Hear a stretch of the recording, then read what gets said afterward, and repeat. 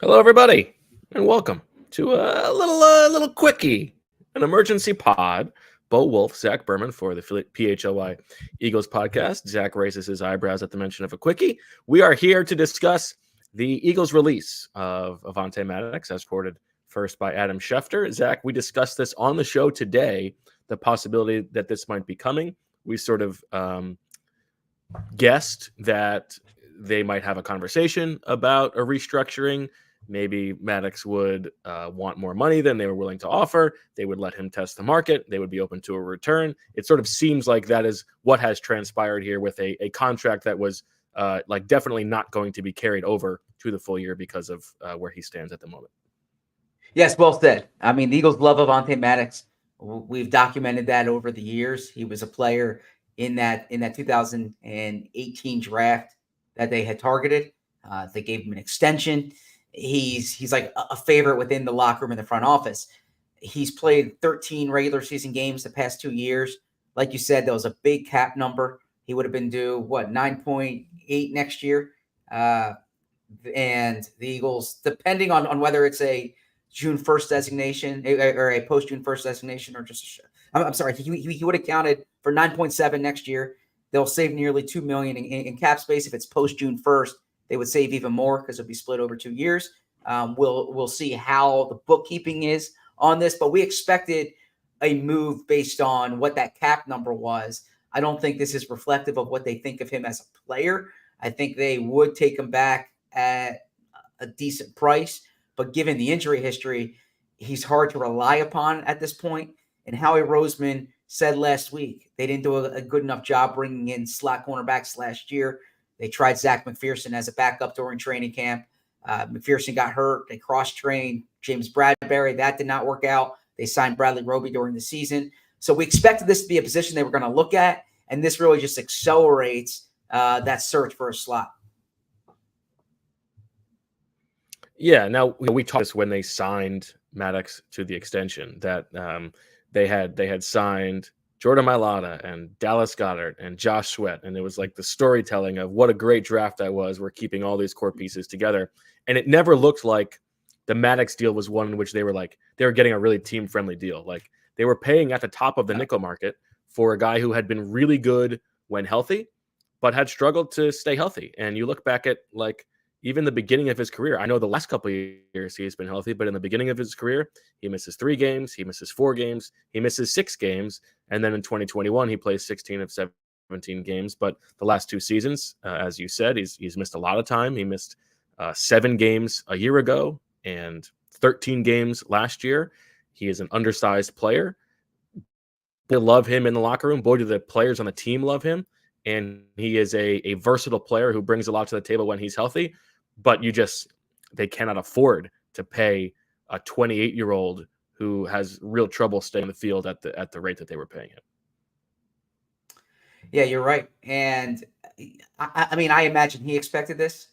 And you're correct, too, about what that contract was when they signed him. That was not a discount. They viewed him as one of the top slot corners in the NFL, and they paid him accordingly. And I don't want to say in their defense, but consistent with their thinking, he played that way when he was on the field. But these past 2 years, he just simply hasn't been on the field enough. And they're at a point here where, you couldn't bring up, it would have been hard to justify bringing him back at that number, even if he had sterling health. But given the health, it was pretty clear they had to make a move. And it was only a matter of whether they would do a restructuring ahead of time and keep him here at a lower number, or if they would let him see the market, let him see his value, and then potentially have a reunion. But I wouldn't view this as like a cut just to bring him back and put him in the same role. I think the Eagles' new slot corner was something they were going to have to look at this offseason. So tell me where you think the Eagles stand roster-wise at nickel at the moment. Well, the kind of hipster name, if you will, as Sheila would like to say, I quote Sheila a lot, would be Isaiah Rodgers. Now, Isaiah Rodgers doesn't have slot corner experience per se. He's mainly been an outside guy when he's been in his time with the Colts. But given the body type, the fact that they had Kenny Moore there, Kenny Moore was their slot. So given the body type, you kind of think that maybe he can play the slot. He's like 5'10", 170. And he was obviously suspended last year, but you can't count on him yet. You have to see him. It's been a year since he's been on the football field with the team. This is a relatively deep slot corner draft. I mean, I made the reference last week that Daniel Jeremiah said on a conference call he has 14 corners ranked in the top 3 rounds, but after like the top 6 or 7, it's mainly guys who are like inside outside players. So I think that they could address it in the draft. There are a number of guys in free agency, as we're doing the quackatology, who have that inside outside versatility, or mainly are primarily inside guys. And then internally, as you've said, Sidney Brown can play in the slot. We'll see how that happens when he returns. And there are a few other moves that they can make, like they can sign a safety who can move over to the slot. But I'm expecting there to be a new player from the outside competing for the top slot job next year. Yeah, I think it relates to the safety conversation we've been having about how if the Eagles are going to add a big ticket player in free agency, the safety market seems like one of the places to draw from. And you think of a guy like CJ Gardner-Johnson, for instance, where if you are signing him and penciling him into safety week 1, but knowing that Sidney Brown can come back at some point and Gardner-Johnson can become the nickel. Now, you probably don't pay a nickel as much as you pay a safety, and that's part of the calculation. But in terms of like fitting the roster pieces and knowing that you might have 2 long-term safeties, if you sign somebody with that versatility, that sort of covers you both ways. And I don't view, even if they don't bring Maddox back, which I still think is a possibility, I don't view safety or nickel as something that they need to fill before the draft for the reasons that you said, and also because I think the market there will be options available. Isaiah Rodgers is there, Eli Ricks potentially if he gets a full season training as an inside guy. Like, I think you're actually okay there. It's not a spot that they need to rush to fill. Yeah, I see what you mean. Now, it's interesting. You and I are often on the opposite ends of this argument.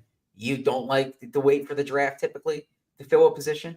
I understand what you're saying about a surplus there on the market. If you miss it in the draft, or if the board doesn't fall to you, that's a position you can typically find in May or June, right? I mean, similar to the way the Eagles approached running back in 2017, the board didn't fall to them. They signed LeGarrette Blount.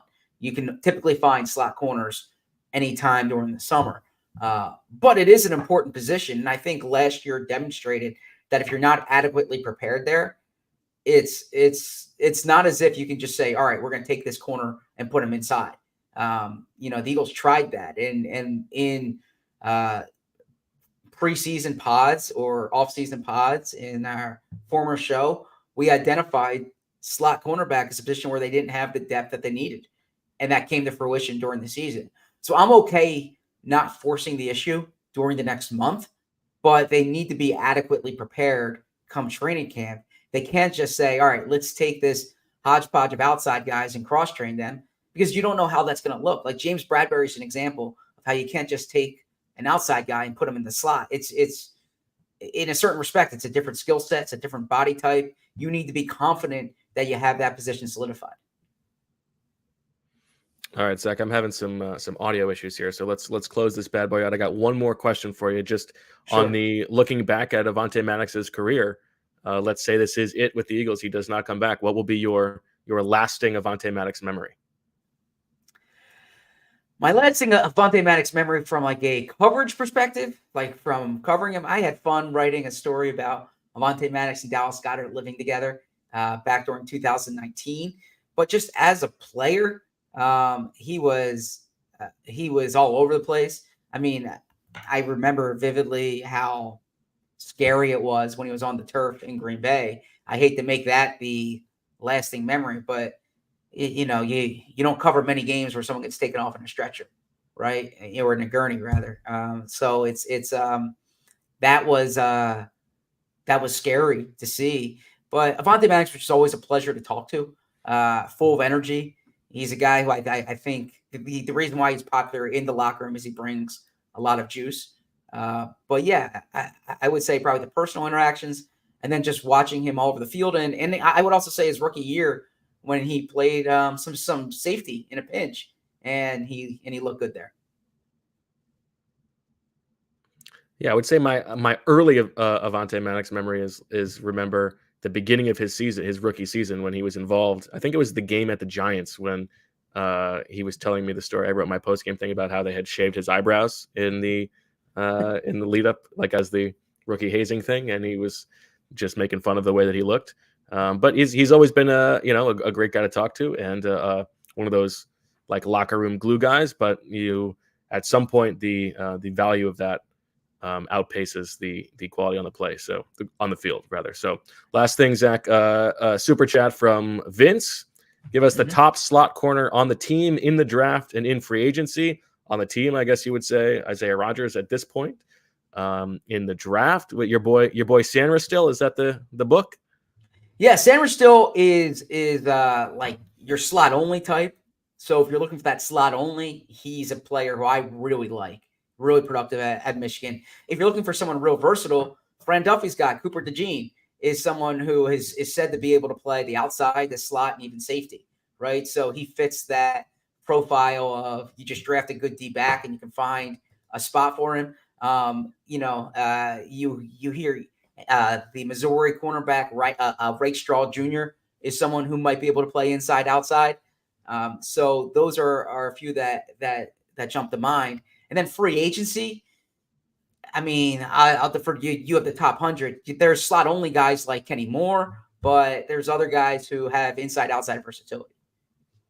Yeah, I don't think they're all of a sudden in the market for like a Kenny Moore type, a guy who's almost 30 years old as a patchwork player. I think if they're looking for someone, it's going to be somebody who can be a part of the team for a while. It would be more of the Gardner Johnson type, and you're putting him in that bucket. But I'm not so sure that's what they're going to be doing. So we will talk about it a little bit more on the show tomorrow at noon as we continue with Quackatology. We're getting into the guys on the offensive and defensive lines. We're going to talk about some of the skill position players available, and we are expecting to be joined by Brandon Graham at some point on tomorrow's show. So we are looking forward to that.